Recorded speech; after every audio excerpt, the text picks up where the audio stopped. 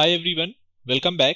In this video, I will discuss the solution to the problem remove duplicates in array. In this problem, you will be given an array consisting of positive integers only and you have to remove all duplicates number.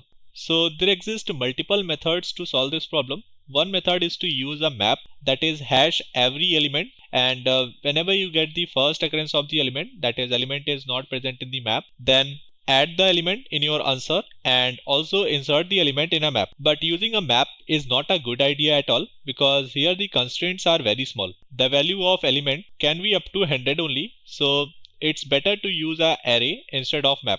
So we know that is a of I or AR of I, whatever you say, less than or equals to 100.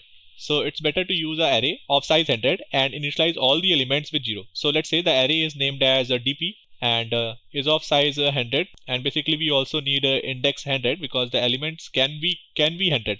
So 101, this is the minimum size, and initialize all the elements with 0 and then iterate from left to right, that is from index 0 to index n minus 1, and then just simply check if this is the first occurrence of element or not.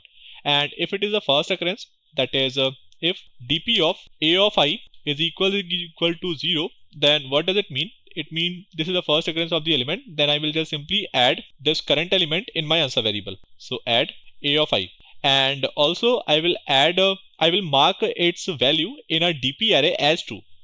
That is a dp of a of I is equals to 1, so that whenever we get another occurrence of a of I, its dp value not equal to 0, that is this is some other occurrence of a of I, and do not add this element in your answer vector or array. Cool, because we have to remove the duplicate. And this is the complete solution to this problem. The time complexity is linear. In case if you are using map, then it would be n log of n base 2, and the extra space, this dp array of size 100, so O of 100, or I can also say this is a constant number. If you compare this 100 with 10 power 5 or 10 power 6, then this is just a constant number. So can be written as order of 1. So let me just show you the implementation. So here we have implementation, taken the size of the array, then my dp array initializing all the element with 0, then this is my answer vector, then I iterate over all the indices from 0 to n minus 1, that is less than n, and if this is the first occurrence of element, that is its dp value is equals to 0, then mark its dp value as 1